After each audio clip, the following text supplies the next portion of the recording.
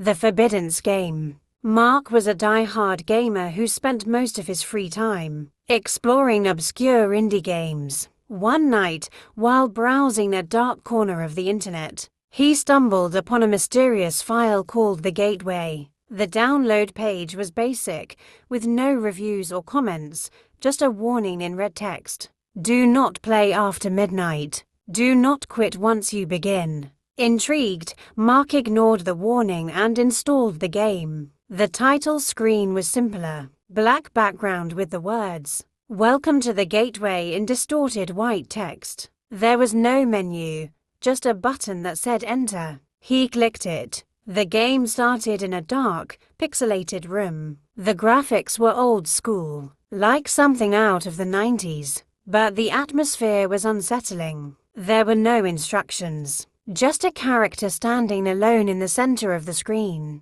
Mark moved the character around, exploring the space. The room had no doors or windows, just walls covered in strange symbols. As he walked, a soft whisper began to play through his headphones. At first, he thought it was background ambience, but then the whispers grew clearer. "Mark, why are you here?" He froze. The game couldn't know his name. It wasn't connected to any account. Shrugging it off as a clever trick, he kept playing. The room suddenly shifted, the walls melting into a long, dark hallway. The whispers grew louder. "You shouldn't have come here." His character's movements felt sluggish, as if something was resisting his controls. Shadows flickered at the edges of the screen, and Mark swore he saw a figure standing in the distance. He tried to quit the game, but the option wasn't there. His escape key didn't work, and ALTF did nothing.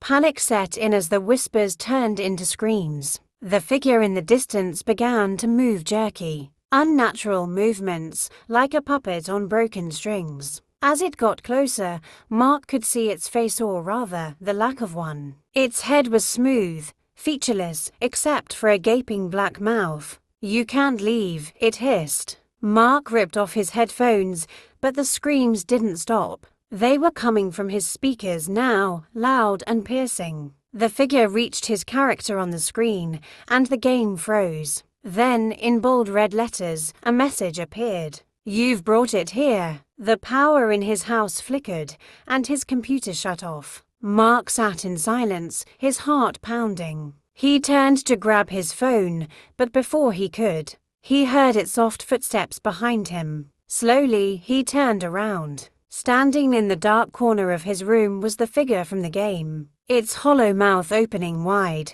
The last thing Mark heard was its voice, echoing in his head. "Game over."